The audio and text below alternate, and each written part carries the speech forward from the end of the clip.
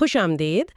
آج ہم تاریخ کے کچھ ایسے ورق پلٹنے والے ہیں جہاں ایک بہت بڑی سلطنت کی کہانی چھپی ہے۔ ایک ایسی سلطنت جس نے بر صغیر کا نقشہ، اس کی تہذیب، سب کچھ آپ کہہ لیں کہ 3 صدیوں تک بدل کر رکھ دیا۔ جی، ہم مغل سلطنت کی بات کر رہے ہیں۔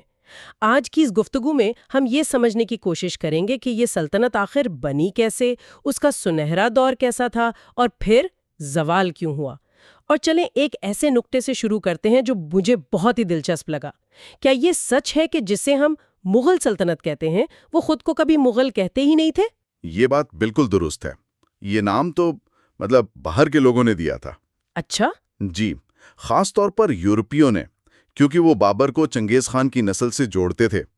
وہ تو خود کو فخر سے گورکانی کہلاتے تھے۔ گورکانی؟ جی، یہ ان کے جد امجد امیر تیمور کے ایک لقب سے نکلا ہے۔ وہ خود کو جنگجو منگولوں کے بجائے ایک تہذیب یافتہ تیموری شہزادے کے طور پر دیکھتے تھے۔ واہ، یہ چھوٹی سی بات تو پورا نظریہ ہی بدل دیتی ہے نا؟ بالکل۔ اور یہ کوئی چھوٹی موٹی سلطنت تو تھی نہیں، اس کی وسعت کیسی تھی؟ اپنے عروج پر تو اس کا تصور کرنا بھی مشکل ہے۔ شمال میں کشمیر سے لے کر جنوب میں دکن تک، اور مغرب میں سندھ سے لے کر مشرق میں بنگال تک۔ لیکن یہ صرف فتوحات کی کہانی نہیں ہے۔ انہوں نے ایک ایسا انتظامی اور معاشی ڈھانچہ بنایا جس نے بر صغیر کی شکل ہی بدل دی، جس کا اثر آج بھی نظر آتا ہے۔ جی، آج بھی ہماری زبان، ہمارے کھانوں، ہماری عمارتوں میں اس کا اثر زندہ ہے۔ تو آئیے اس کہانی کے آغاز پر چلتے ہیں۔ بنیاد کس نے رکھی؟ ظاہر ہے بابر نے 1526 میں، لیکن اس کی آمد کوئی آسان تو نہیں تھی۔ بالکل بھی نہیں۔ بابر تو وسطی ایشیا سے ایک شکست خوردہ شہزادہ تھا۔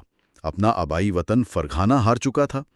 کابل میں ایک چھوٹی سی سلطنت بنا کر وہ ہندوستان آیا، اور یہاں اس کا سامنا تھا ابراہیم لودھی کی لاکھوں کی فوج سے۔ اور بابر کے پاس تھے صرف 12 سے 15 ہزار سپاہی۔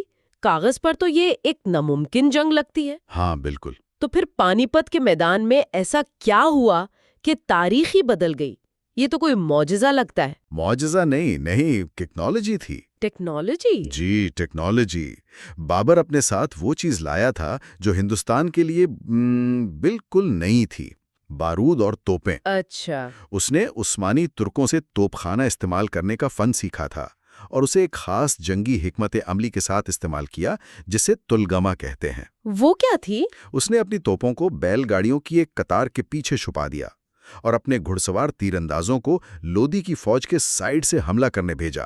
جب لودھی کی فوج آگے بڑھی تو توپوں نے آگ برسانا شروع کر دی۔ ہاتھی بدک گئے اور اپنی ہی فوج کو کچلنے لگے۔ یعنی یہ تلواروں سے زیادہ ذہن اور ٹیکنالوجی کی جنگ تھی۔ بالکل۔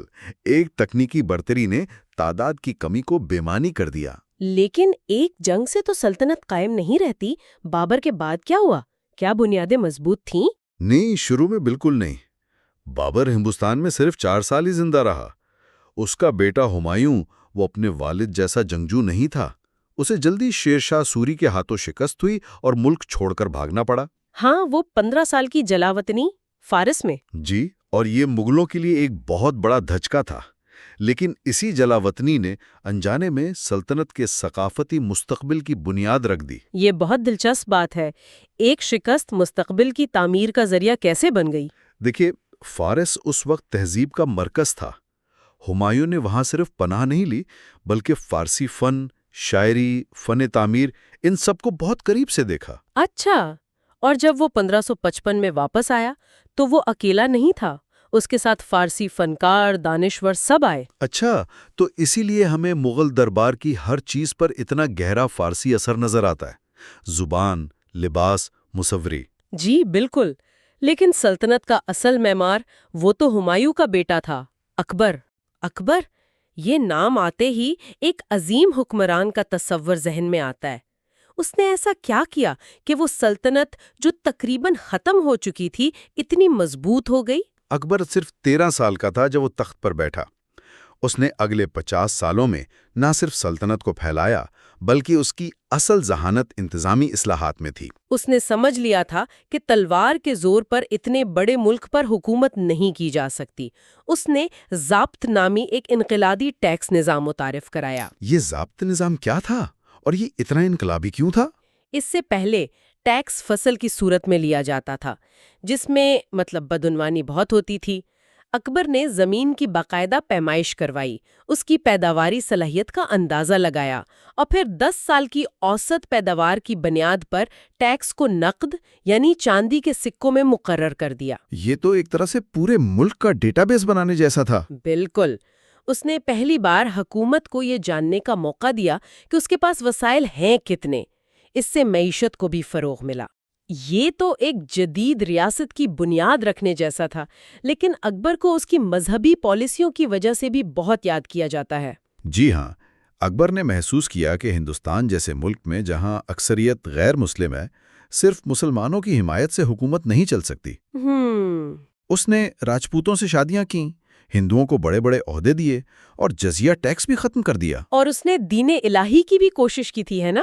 جی، اس نے تمام مذاہب کی اچھی باتوں کو ملا کر ایک نیا نظریہ پیش کرنے کی کوشش کی۔ لیکن کیا اس قدم کو اس وقت کے علماء نے ایک طرح سے خود کو پیغمبر کے برابر لانے کی کوشش کے طور پر نہیں دیکھا؟ ہاں، یہ ایک بہت اہم سوال ہے۔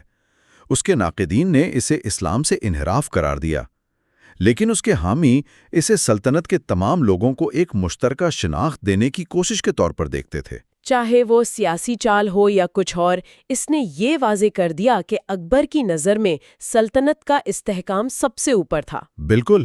تو اکبر نے ایک مضبوط سلطنت کی بنیاد رکھ دی۔ اس کے بعد کیا ہوا؟ اس کے جانشینوں نے اس ورثے کو کیسے آگے بڑھایا؟ اکبر کے بعد اس کا بیٹا جہانگیر تخت پر بیٹھا۔ جہانگیر کو سلطنت پھیلانے سے زیادہ فنون، فطرت اور انصاف سے دلچسپی تھی۔ اس کے دور کو مغل مصوری کا سنہرا دور کہا جاتا ہے۔ ہاں، اور وہ زنجیر عدل کا قصہ بھی بہت مشہور ہے۔ وہ سونے کی زنجیر جسے کوئی بھی ہلا کر بادشاہ تک اپنی فریاد پہنچا سکتا تھا۔ جی، آگرہ کے قلعے میں۔ اب یہ حقیقت میں کتنی استعمال ہوئی یہ کہنا تو مشکل ہے، لیکن یہ بادشاہ کے ارادے کا ایک بہت طاقتور سیاسی پیغام تھا۔ ایک علامتی چیز۔ جی بالکل۔ جہانگیر کے دور میں سلطنت مستحکم رہی، لیکن اصل شان و شوکت کا دور اس کے بیٹے شاہجہاں کے زمانے میں آیا۔ شاہجہاں، اور ذہن میں فوراً تاج محل آ جاتا ہے۔ بالکل، شاہجہاں کو عمارتیں بنوانے کا جنون تھا۔ تاج محل، دلی کا لال قلعہ، جامع مسجد، یہ سب اسی دور کی یادگاریں ہیں۔ لیکن یہ سب کیسے ممکن ہوا؟ اتنی دولت کہاں سے آئی؟ یہ سمجھنا ضروری ہے۔ اس وقت مغل سلطنت اپنی معاشی طاقت کے عروج پر تھی۔ ہندوستان آپ کہہ لیں کہ دنیا کی معیشت کا پاور ہاؤس تھا۔ یہ جو کہا جاتا ہے کہ ہندوستان دنیا کی صنعتی پیداوار کا 25% پیدا کر رہا تھا، اس کا اصل مطلب کیا تھا؟ اس کا مطلب یہ تھا کہ پوری دنیا سے سونا اور چاندی جہازوں میں بھر کر ہندوستان آ رہا تھا۔ یورپی معیشت ہندوستانی کپڑوں اور مسالوں پر انحصار کرتی تھی۔ اسی بے پناہ دولت نے شاہجہاں کو یہ موقع دیا کہ وہ سنگ مرمر سے اپنی سلطنت کی تاریخ لکھے۔ اور اس دور میں شہروں کی آبادی بھی بہت زیادہ تھی۔ جی، ایک اندازے کے مطابق 15% آبادی شہروں میں رہتی تھی، جو اس وقت کے یورپ سے بھی زیادہ تھی۔ آگرہ، لاہور، یہ شہر لاکھوں کی آبادی والے شہر تھے۔ یعنی ایک طرف تو یہ بے پناہ دولت اور ثقافت کا عروج تھا، تو کیا اس شاہیانہ طرز زندگی کی کوئی قیمت بھی تھی؟ خزانے پر بوجھ نہیں پڑ رہا تھا؟ بالکل پڑ رہا تھا۔ یہی وہ تضاد ہے جو زوال کی کہانی کا آغاز ہے۔ شاہجہاں کے تعمیراتی منصوبے بے انتہا مہنگے تھے۔ ذرائع بتاتے ہیں کہ دربار کے اخراجات سلطنت کی کل آمدنی سے تجاوز کرنے لگے تھے۔ ایک طرف سنگ مرمر کی عمارتیں آسمان سے باتیں کر رہی تھیں، اور دوسری طرف سلطنت کی معاشی بنیادیں آہستہ آہستہ کھوکھلی ہو رہی تھیں۔ جی، اور پھر شاہجہاں بیمار پڑ گیا، جس نے اس کے بیٹوں کے درمیان تاریخ کی سب سے خون ریز جانشینی کی جنگ چھیڑ دی۔ دارا شکوہ اور اورنگزیب کی جنگ۔ یہ صرف دو بھائیوں کی لڑائی نہیں تھی، ہے نا؟ یہ دو مختلف نظریات کا ٹکراؤ تھا۔ بالکل، دارا شکوہ صوفی مائلش اپنے پردادا اکبر کی طرح، اور اورنگزیب ایک سخت گیر متقی مسلمان اور ایک انتہائی قابل فوجی کمانڈر۔ اس جنگ میں اورنگزیب کی فوجی مہارت اور سیاسی چالیں کامیاب ہوئیں۔ اس نے دارا کو قتل کروایا اور اپنے بیمار والد کو آگرہ کے قلعے میں قید کر دیا۔ اورنگزیب کا دور تقریباً 50 سال پر محیط ہے، بہت طویل، اور اس کے دور میں سلطنت اپنی سب سے بڑی جغرافیائی وسعت تک پہنچی، لیکن اسے تاریخ کا سب سے متنازع دور بھی سمجھا جاتا ہے۔ ایسا کیوں؟ اس کی وجہ اورنگزیب کی پالیسیاں ہیں۔ ایک طرف تو اس نے سلطنت کو جنوب میں اتنا پھیلایا کہ تقریباً پورا بر صغیر مغل پرچم تلے آ گیا، لیکن دوسری طرف اس نے کچھ ایسے اقدامات کیے جنہوں نے سلطنت کے سماجی تانے بانے کو کمزور کر دیا۔ اس نے غیر مسلموں پر جزیہ